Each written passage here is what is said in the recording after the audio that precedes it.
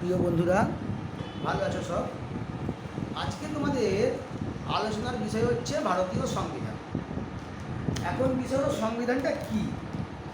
সংবিধান হচ্ছে রাষ্ট্র পরিচালনার জন্য কতগুলো নিয়মকানুন।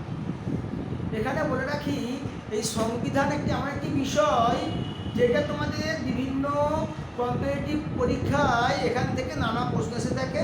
শুধু তাই নয়, একাদশ শ্রেণীর বিভিন্ন পরীক্ষাতেও এই সংবিধান বিষয় থেকে নানা কোশ্চেন এসে থাকে। সেমিস্টার সিস্টেমেও আসছে, ডিগ্রি কোর্সের মেজর মাইনরেও সংবিধান থেকে প্রশ্ন আসে।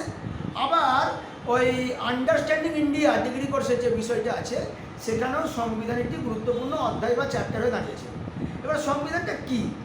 সংবিধান এমন একটা বিষয় যেখানে রাষ্ট্র পরিচালনার জন্য কতগুলো নির্দিষ্ট আইন, সেই আইন যেখানে লিপিবদ্ধ আছে তাই হচ্ছে সংবিধান।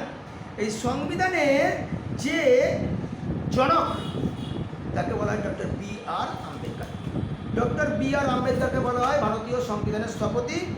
মাথায় রাখবে, এই সংবিধান কার্যকরী হয় 1950 সালের 26শে জানুয়ারি হলেও কিন্তু সংবিধানটা গৃহীত হয়েছিল গণপরিষদে 1949 সালের 26শে নভেম্বর। এই যে সংবিধান, এই সংবিধান ডক্টর বি.আর. আম্বেদকর এমন একজন ব্যক্তি যিনি হচ্ছেন সংবিধানের স্থপতি।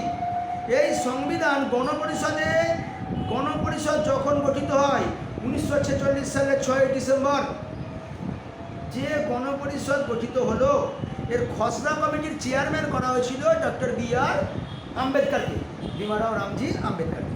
এই গণপরিষদ যখন গঠিত হলো তখন সেই সভায় একজন সভাপতি করতে হবে। প্রথম অস্থায়ীভাবে সভাপতি করা হলো সচ্চিদানন্দ সিংহকে। স্থায়ীভাবে করা হয়েছিল ডক্টর রাজেন্দ্র প্রসাদ, যিনি পরবর্তীকালে ভারতের রাষ্ট্রপতি হয়েছিলেন।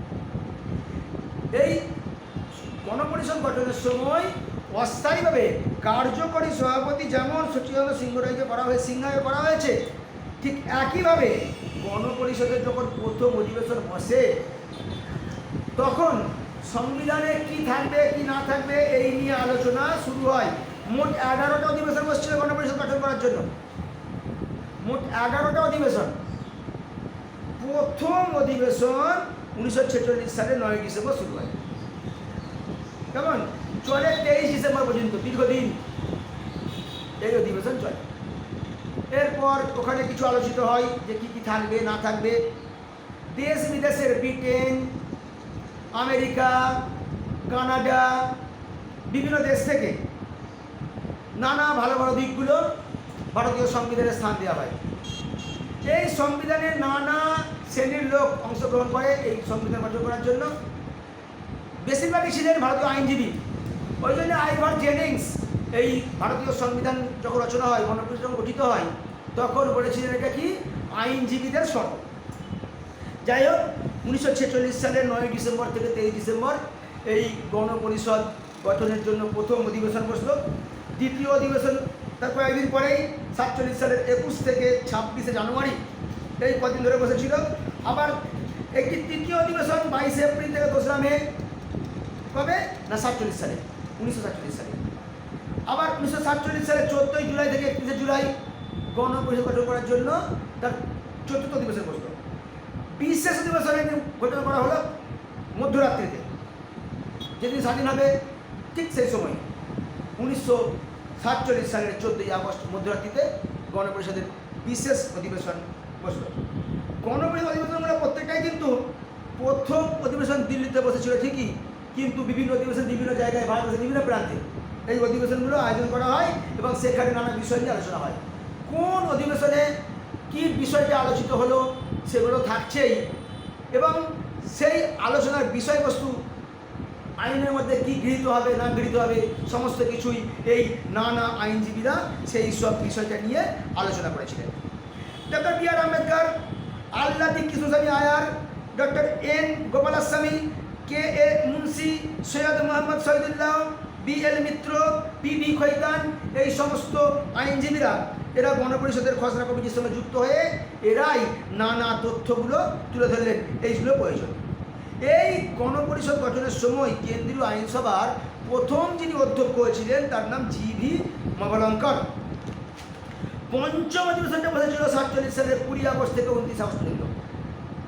গণপরিষদের সর্বশেষ যে অধিবেশনে বসেছিল সেইটা 1950 খ্রিস্টাব্দের 24 জানুয়ারি। ওইখানেই ঠিক হয় গণপরিষদ কীভাবে গঠিত হবে এবং ফুল অ্যান্ড ফেয়ার ফাইনাল যেটা কার্যকর হলো 1950 সালের 26 জানুয়ারি জনসমক্ষে ভারতবর্ষের সংবিধান কার্যকরী হয়ে গেল। তার আগে 1949 সালের 26 নভেম্বর গণপরিষদে যে কী থাকছে না থাকছে অধিবেশন থেকে সেখানে আলোচনা করে গণপরিষদের সংবিধানটা গৃহীত হলো। এই যে সংবিধানটা কার্যকর হলো, মাথায় রাখতে হবে এই কার্যকরটা হচ্ছে পুরোপুরি গণপরিষদের দ্বারা। এই গণপরিষদ যখন দিল্লিতে অনুষ্ঠিত হলো সেই অধিবেশনের সময় সেখানে উপস্থিত ছিলেন মাত্র 211 জন। মুসলিম লীগের কেউ এই অধিবেশনে অংশগ্রহণ করেনি। যদিও এই গণপরিষদ শুধু মুসলিম লীগকে নিয়ে গঠিত হয়নি, এখানে কংগ্রেস ছিল, কংগ্রেসের 208 জন মেম্বার ছিল। মুসলিম লীগের 73 জন মেম্বার থাকার কথা, একজনও থাকেননি। ইউনিয়নিস্টের একজন, তফসিলি জাতি ইউনিয়নিস্টের একজন, ইউনিয়নিস্ট মুসলিমের একজন, তফসিলি জাতি ফেডারেশনের একজন, কৃষক প্রজাতন্ত্রের একজন ছিল, শিখদের একজন এবং অন্যান্য নির্দল থেকে ছিল 8 জন। বহু দলীয় যে ভারতীয় সংবিধান সেখানে নানা দলের লোকজন থাকলেও ভারতীয় গণপরিষদ গঠনের সময় মুসলিম লীগের কেউ এখানে অংশগ্রহণ করেনি। এখানে স্থায়ীভাবে সভাপতি করা হয়েছিল ডক্টর রাজেন্দ্র প্রসাদকে আলোচনার পর।